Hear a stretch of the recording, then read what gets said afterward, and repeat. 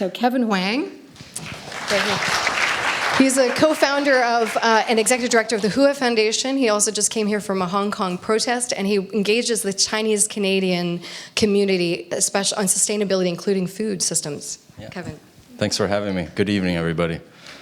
Yes, I did just come from that, so excuse me for reading off my phone because I was writing it back there just now.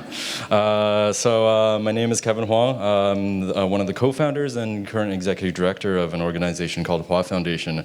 Our projects in the past 10 years have ranged from consumer-based shark conservation strategies under a project called Shark Truth to the Choi Project, where we're looking into how we can bring more local and sustainable foods onto a Chinese dinner table. The Choi Project is still ongoing as we embark on the new project called Race and Equity, where we're looking at how race plays out and impacts systems and sectors such as the media. Come on, the past couple months has been pretty rough, right? Our democratic systems, workplaces, and social movements such as the environment.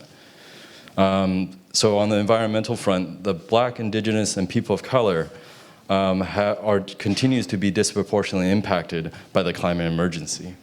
So even for me as an executive director, it's kind of hard for me to succinctly describe what we do as an organization because we've always been balancing the push for advocacy and systems change while responding to the needs and emerging issues within our own community. And I'm definitely way into responding to community needs right now. That's why I'm wearing a face mask because I'm showing solidarity with Hong Kong, where as of 2 days ago, the pro-Beijing government enacted a colonial-era emergency regular ordinance to pass this anti-mask ban without a vote through their legislature. This means that people in Hong Kong cannot show up to protest wearing a mask to protect their identity. And note that this is an era of political terror where political dissidents through state surveillance have arrested over 2,500 people to date. This is all within the past 18 weeks.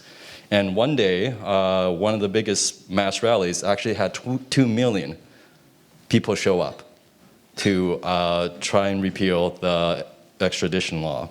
So sit with that. 2 million, which is 25% of Hong Kong's population showing up for something they believe in. And yet, going into the 18th week as of tomorrow, nothing has changed. And the police brutality and crackdown continues. So I think that as it really breaks my heart to see that the front lines of social movements, including the climate, including what we're seeing in Hong Kong, is led by young people. So I believe that we have to talk about governments as a society structure and how we can think about governments as ways to make them strengthen the governments to serve us even more.